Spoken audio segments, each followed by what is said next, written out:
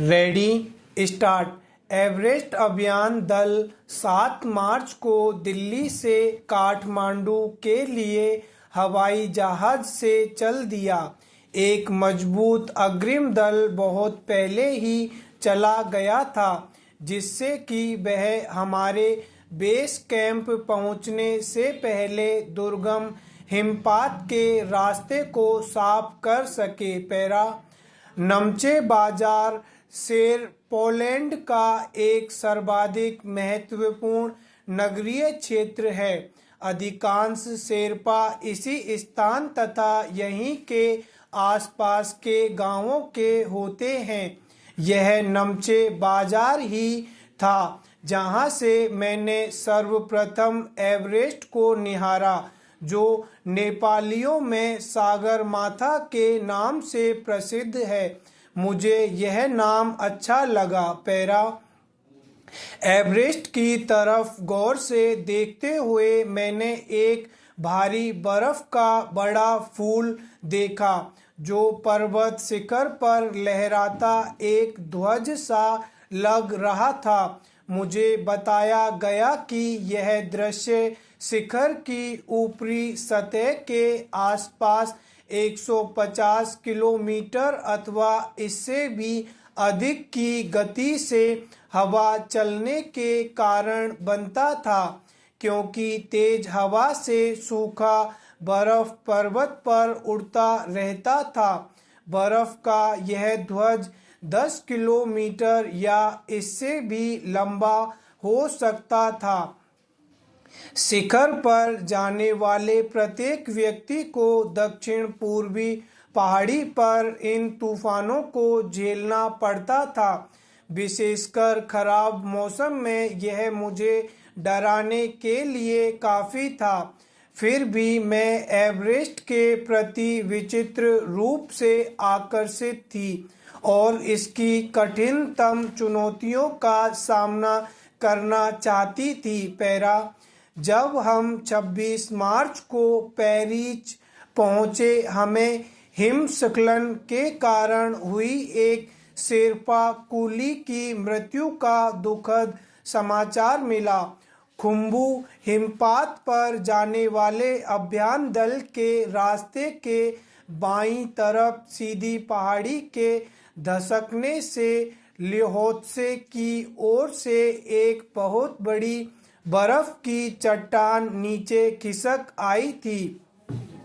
16 शेर्पा कुलियों के दल में से एक की मृत्यु हो गई और 4 घायल हो गए थे। पैरा इस समाचार के कारण अभियान दल के सदस्यों के चेहरों पर छाए अवसाद को देखकर हमारे नेता कर्नल खुल्लर ने स्पष्ट किया कि एवरेस्ट जैसे महान अभियान में खतरों को और कभी-कभी तो मृत्यु भी आदमी को सहज भाव से स्वीकार करनी चाहिए। पैरा उपनेता प्रेमचंद, जो अग्रिम दल का नेतृत्व कर रहे थे, 26 मार्च को पेरिस लौट आए। उन्होंने हमारी पहली बड़ी बाधा खुम्बू हिमपात की स्थिति से हमें अवगत कराया।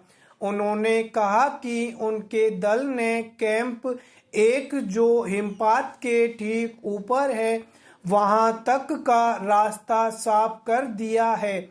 उन्होंने यह भी बताया कि पुल बनाकर, रस्सियां बांधकर तथा झंडियों से रास्ता चिन्हित कर सभी बड़ी कठिनाइयों का जायजा ले लिया गया है। उन्होंने इस पर भी ध्यान दिलाया कि ग्लेशियर बर्फ की नदी है और बर्फ का गिरना अभी जारी है। हिमपात में अनियमित और अनिश्चित बदलाव के कारण अभी तक के किए गए सभी काम व्यर्थ हो सकते हैं और हमें रास्ता खोलने का काम दोबारा करना पड़ सकता है। पैरा बेस कैंप में पहुंचने से पहले हमें एक और मृत्यु की खबर मिली। जलवायु अनुकूल न होने के कारण एक रसोई सहायक की मृत्यु हो गई थी। निश्चित रूप से हम आशाजनक स्थिति में नहीं चल रहे थे। पैरा एवरेस्ट शिखर को मैंने पहले 2 बार देखा था, लेकिन एक दूरी से बेस कैंप पहुंचने पर दूसरे दिन मैंने एवरेस्ट पर्वत तथा इसकी अन्य श्रेणियों को देखा। मैं भौचक्की होकर खड़ी रह गई और एवरेस्ट, ल्होत्से और नुत्से की ऊंचाइयों से घिरी बर्फीली टेढ़ी मेढ़ी नदी को निहारती रही। पैरा हिमपात अपने आप में एक तरह से बर्फ के खंडों का अव्यवस्थित ढंग से गिरना ही था। हमें बताया गया कि ग्लेशियर के बहने से अक्सर बर्फ में हलचल हो जाती थी, जिससे बड़ी बड़ी बर्फ की चट्टानें तत्काल गिर जाया करती थीं और अन्य कारणों से भी अचानक प्राय खतरनाक स्थिति धारण कर लेती थी।